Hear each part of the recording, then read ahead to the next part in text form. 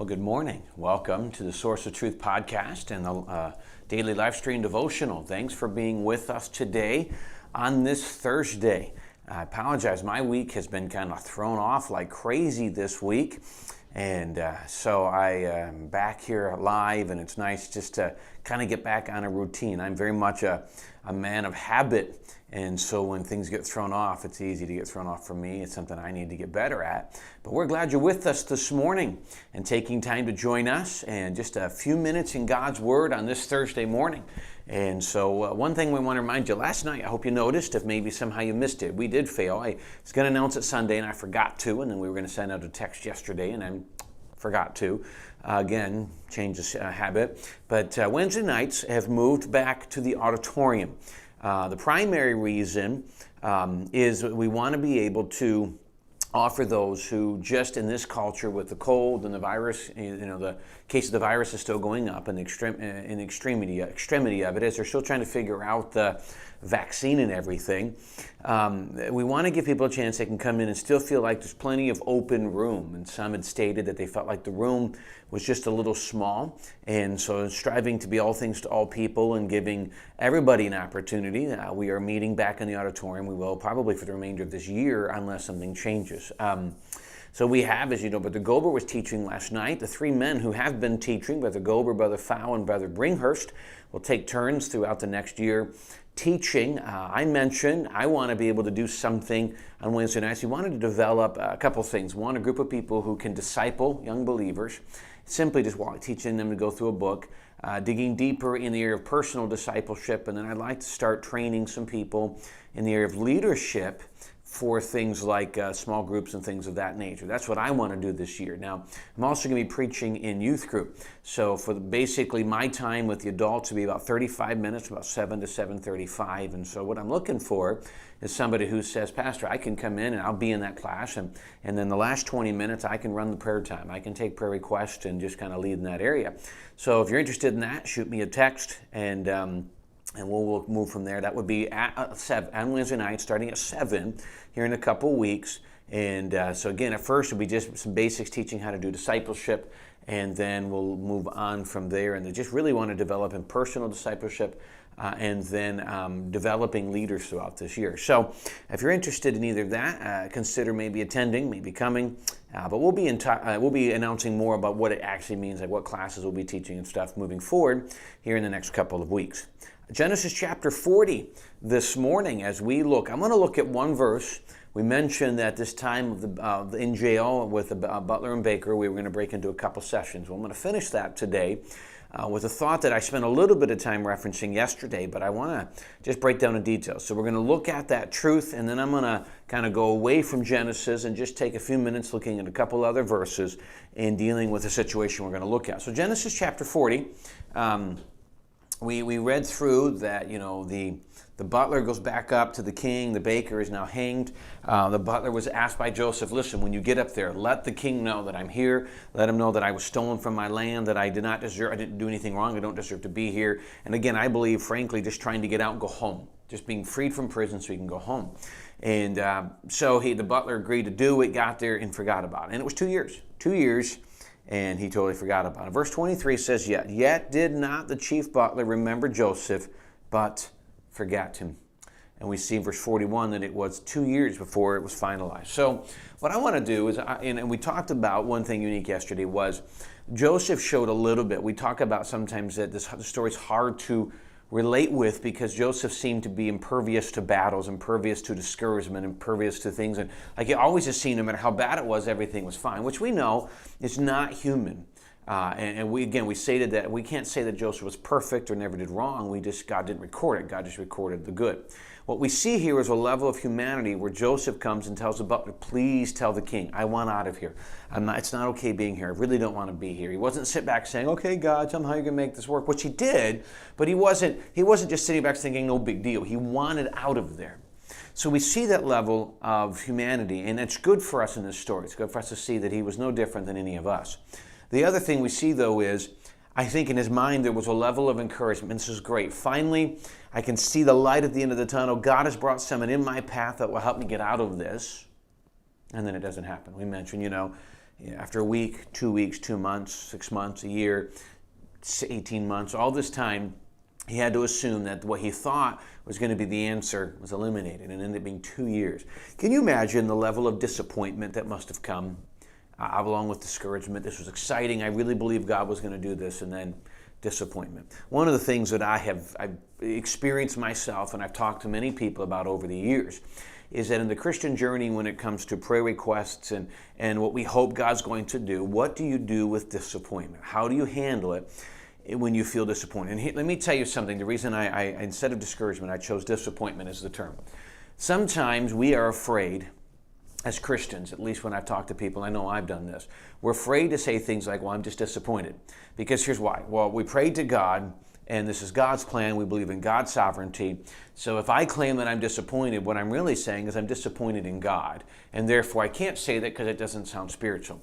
I think sometimes we're so busy trying to be super spiritual in certain ways and phrases and things like that, that we're not willing to process what's really going through our mind. We're not willing to process the disappointment, the discouragement. That comes in everybody's life. That can come in the Christian journey. Now, let me explain. Sometimes we're afraid to say this, or we feel like when that person's complaining about discouragement, they're not trusting God.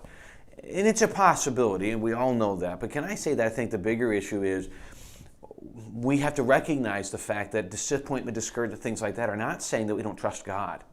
It's that we have to rethink what God's doing. We have to rethink. See, what we do is we put God back in that box, and when it doesn't work, we become disappointed.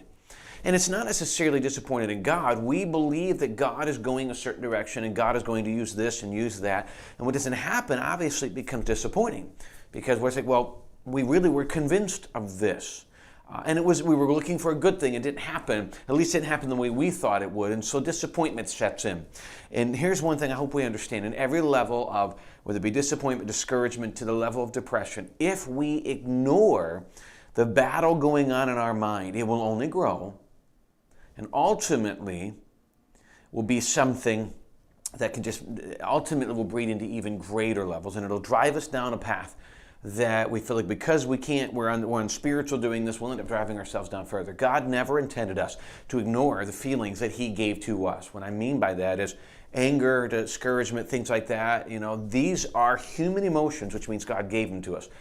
Learning how to process them is part of the growth and trust in Jesus. So I'm going to give you, I think I've written down five things. Now please understand, these are not the deepest theological things you're going to find. What I mean by that is, I'm not going to dig down and give you 5 things you've never heard. As a matter of fact, these are 5 reminders.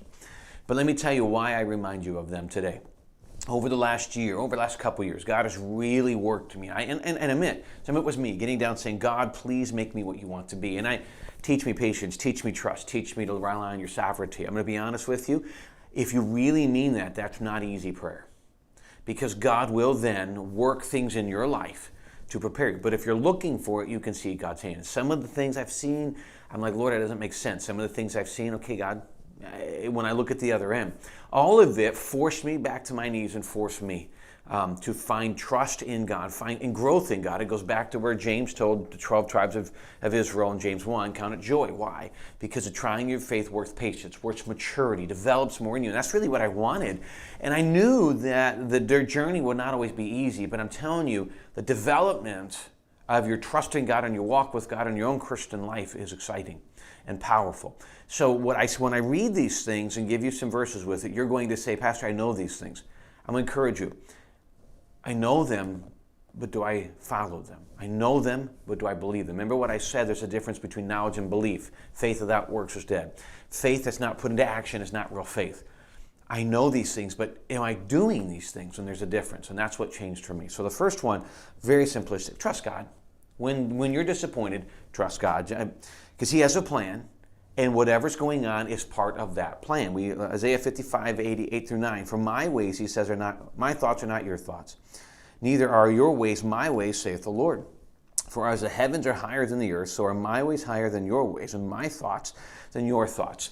Simply put, God is in His infinite ability, knows what he's doing. He sees way beyond today, tomorrow, 2020. He sees ways beyond. He says, this is where you're at, this is where I want you to be, and I'm going to use this to get you there. And it won't make sense to you because you can't see what I can see. So I must trust his thinking. When we get around other people, let's say your spouse, and they do something, or your kids, they do something, you say, what could possibly have been the motive behind that? You really thought that was good. Let's say a husband decides to give a vacuum to their wife for Christmas or birthday. Probably, unless the wife asks for it, probably not going to be a big seller, to be honest with you. And the wife's going to sit back and say, what are you thinking? You're saying I should vacuum or that's a great gift for two of you to go out and get on a separate time. My point in being a little bit sarcastic is it's easy for us to look at other people and say, what could have been their motives? We can ask that question of God. But for other people, they could have been misled motives. For God, there's something behind it. Jeremiah 29:11, the Bible says, for I know the thoughts that I have toward you, saith the Lord, thoughts of peace and not of evil, to give you an expected end. I have a plan. And what I'm doing is driving you towards that expected end. Such a great, great truth. So, trust. We could go to Proverbs. Trust in the Lord with all thine heart. Lean not on your own understandings. Don't trust your emotions. Don't trust your frustration. Don't trust the discouragement that comes from disappointment. Don't put your weight in the human emotions that are going to come. You've got to process them, but don't put your trust in them. Put your trust in God, not in what you think or how, hey, good and bad days. There are some days, man, I trust God and it's great and it's just confidence and journey. The next day, some days you're just tired. Don't trust in those things. So, trust, simplistic, but boy, if we're not doing it, we can become very discouraged. Number 2, grieve. Grieve. There are times when these things and disappointments just hurt, and that is okay. It is just okay. Say, God, I was really hoping, I really thought, I don't understand what you're doing. You know what the songwriter said? I must tell Jesus, I must tell Jesus, I cannot bear these burdens alone. We must go to him. You remember what Joshua did right after the Battle of Ai? You know, he's about to find out that Achan had stolen from the cursed thing of Jericho. He wasn't supposed to. They'd just gone to Ai. They lost 36 men in a really small town. Should have been an easy battle.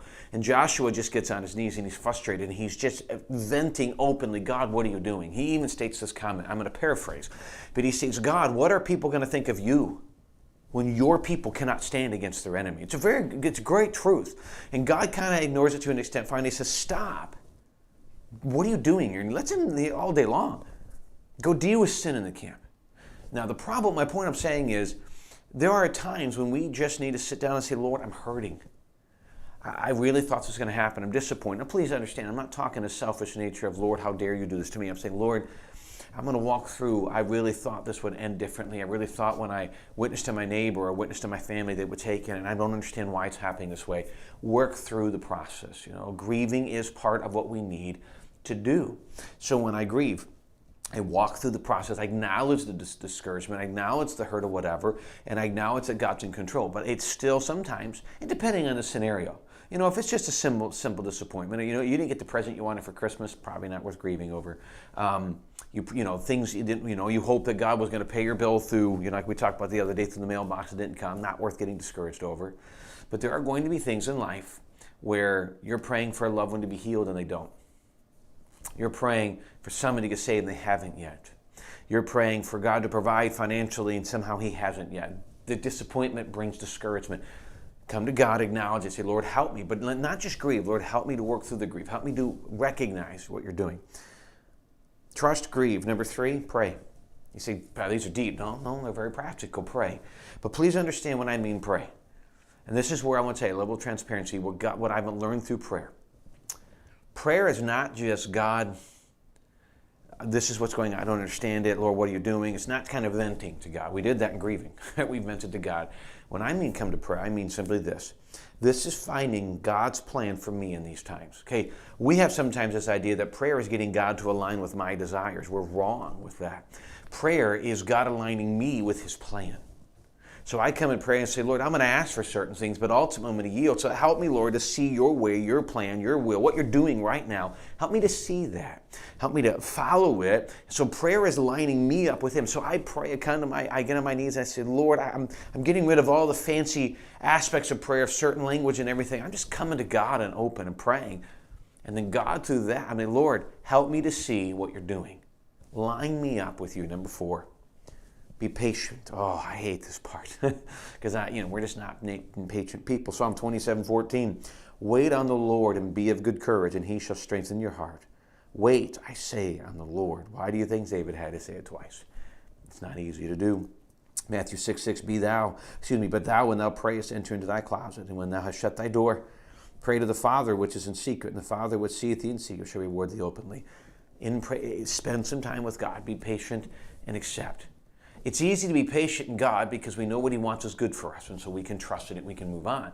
And if we have put our trust in God, we've worked through the process of not understanding everything, we've prayed, allowing God to align us with his will, being patient becomes a little easier because we've given it to God and we trust him. And then, this one's going to seem redundant, but it's not. Now I trust his plan. I trust God in the sovereignty, that God is God and he's good and he loves me. But now I'm going to trust his plan. We go back to Romans 8:28, and we know that all things work together for good to them that love God, to them who are the called according to his purpose. Verse 29, for whom he did foreknow that would get saved, he also did predestinate, will of God, to be conformed to the image of his Son. This is the plan that God has. So I trust God and I walk through these steps, and then I begin to trust his plan. Simply this. I don't understand why God's doing this. I don't understand how God can make this work. But he is, somehow. So instead of trying to figure out how God is making all of this work to fit what I thought, the preconceived idea of what I thought was happening, I sit back and I try to find out, what is God doing? Not how is God making my idea work, what is God doing? Get out of the way, get my thoughts out, put my prayer and everything back in the plan of God, and just sit, Lord, what are you doing? And look at everything happening and see, how is this working for your plan? Because he is doing something. We just got to be willing to watch and see what it is. I hope that was a level of encouragement. Again, I can't look back and say, some profound thing. You could probably find all of this on the internet somewhere, in a book you may have read, but these are things that, again, I come back to a very simple premise. It's less about learning some great simple thing, great truth that we don't know. It's more about legitimately believing in the things that we already do. It is not, God never intended any of this to be complicated. Difficult maybe, but not complicated. He helps me through the difficult though. But am I doing the basic things that God has encouraged me to do, and just putting my trust in him? Thank you for joining us on this Thursday. We will continue tomorrow as we finish the week off and looking further into the story of Joseph. And I hope that you will join us and continue to share this and encourage. I hope you're encouraged and encourage others with it. And we look forward to seeing you again next time. God bless.